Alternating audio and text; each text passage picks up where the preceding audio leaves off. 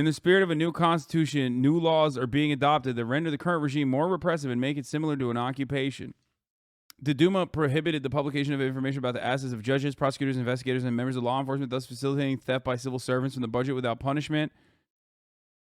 The Duma also expanded the rights of the police to use force against the citizens. No way. What? Bro, these are unacceptable. Any country that does this deserves to be starved out with sanctions. I'm just going to say it, and I'm just going to leave it at that, okay?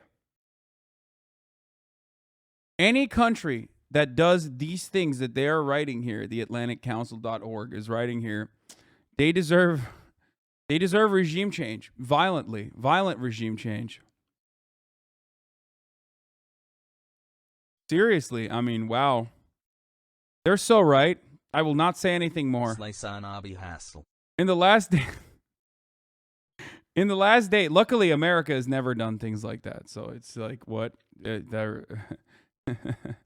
So, you know, that's I'm of course only talking about Russia. Come on. In the last days of 2020, it legislated the legal immunity of former presidents and rendered them senators for life.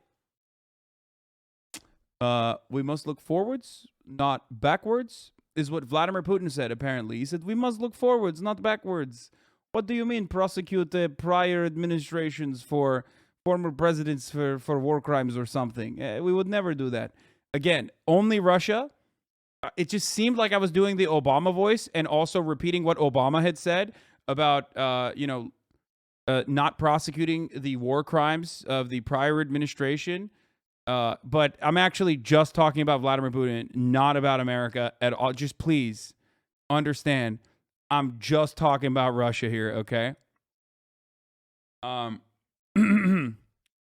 Yeah. It just seems like that. I don't know why. It just seems like I'm doing the Obama voice and repeating what Obama had literally said about not prosecuting previous war criminals. Anyway, this also applies to Putin, allowing him to live a comfortable life if he resigns or is ousted. The main reason for the unfortunate situation of the Russian people. Yeah, remember when Donald Trump went to jail for doing an insurrection? That was cool. We're different. We're very different than other countries. We actually live in a Jeffersonian democracy where we jail prior leaders for doing insurrections. So that's, of course, very different that we have than Russia, obviously. The main reason for the unfortunate situation of the Russian people is the current elite, which is caught with an inadequate perception of the current reality, in addition to simply being criminal. Again, just Russia, obviously. Practically all members of the country's higher leadership are involved in corruption and other crimes. True. The ruling elite live in a zero-sum game with the population. What is beneficial to the elite aggravates the situation of the nation, and what is necessary for the nation hurts the elite's interest. For example, honest and transparent state procurement. The